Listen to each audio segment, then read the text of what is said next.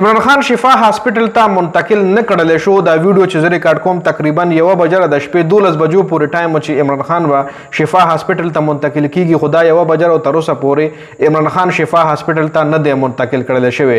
نو اوس په د پی ټی آی طرف نه په حکومت باندې توهین عدالت کیس هم جوړیږي او حکومت کې په کم کسانو باندې توهین عدالت کیس جوړیږي. پاغه هم خبره کوو او بل حکومت ته غټه پریشانی ده صدا، یعنی عمران خان هسپتال ته منتقل کېدو کې د حکومت څخه پریشانی د حکومت ولې نه غواړي چې عمران خان دی هسپتال ته منتقل شي. ګوره مخکې به چې کله پکړ دکړ کېدو په کورونو باندې به اټیکونه کېدل، نو دی حکومت په وی دی مسلم لیگ نون حکومت چې دا مونږ نه کوو، دا هغه نور خلک په یادول چې دا هغه کوي.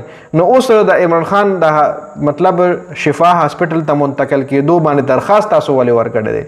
ګوره چې کله سپریم کورټ حکم وکړو چې عمران خان د شفا هسپتال ته منتقل شي د ټریټمنټ لپاره او 16 سپتمبر پورې به عمران خان په شفا هاسپټل کې وي، نو په هغه باندې حکومت ولګېدو چې درخواست ورکو، د نظرثانۍ درخواست ورکو. د سپریم کورټ فیصله ته نشي چیلنج کولی، د سپریم کورټ فیصله دی چیلنج کولی نه شوه. نو سپریم کورټ ته د نظرثانۍ درخواست ورکو چې دا فیصله تاسو کومه کړې ده، دا ټیک فیصله نه په دې باندې تاسو ریویو وکړئ، ریویو په واخلئ. نو هغه فیصله هغه درخواست چې کوم دی رجسټرار کینسل کو، د مسلم لیگ نون حکومت چې کوم درخواست ورکړو اول رجسټرار کینسل کو یوي چې تاسو په دې درخواست کې دا شی کمې دی او دا مونږه کینسلو.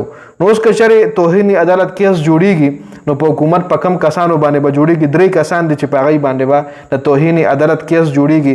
یو وزیر قانون دی اعظم نذیر تارډ، یو دی شهباز شریف د پاکستان وزیر اعظم، او بل دی جیلخان اجات وزیر چې کوم دی په هغه باندې به هم توهین په دې 3 کسانو باندې به توهین عدالت کیس جوړیږي ځکه دی د سپریم کورټ فیصله نه ده منلې.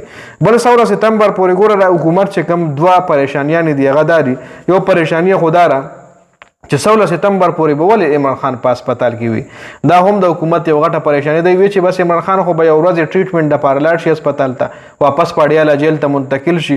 نو دوی وایي 16 سپتمبر پورې چې دی نن لکه دا 21 اګست دی، 21 اګست نه 16 سپتمبر پورې عمران خان په هسپتال کې وي، نو کېدای شي څه ډیل وشي، کېدای شي عمران خان د هسپتال نه وزیر اعظم شي یا د هسپتال نه هغه به نګاله ته لاړ شي او موږ ته مشکل جوړ شي. نو غټه مسله دا وخت د حکومت دا هم ده چې د عمران خان به ولې 16 سپتمبر پورې په هسپتال کې وي، لکه دومره غټ ټریټمنټ په دې کوي چې دی به 16 سپتمبر پورې په هسپتال کې وي. او بله غټه پریشانی د حکومت دا ده چې د عمران خان ټول کیسونه جمع کول دي. سپریم کورټ یا د پاکستان چې کوم عدالتي نظام دی نو وایي چې د عمران خان څومره هم کیسونه دي اب اوس په هغې باندې به ټرایلز کیږي. دا هر څه چې دومره زر کیږي نو په دا حکومت سره یاره ده چې حکومت وایي د هواګانو رخ بدل شوی دی او چېرته د عمران خان په ځای موږ جیل له روانه شي او موږ چې عمران خان سره څومره ظلم کړی دی نو کېدای شي چې عمران خان موږ جیل له ور واچوي. نو په دې ویډیو کې دا اپډیټ شو، دې حوالې سره ستاسو رایه ده کمنټ لازمي وکړئ.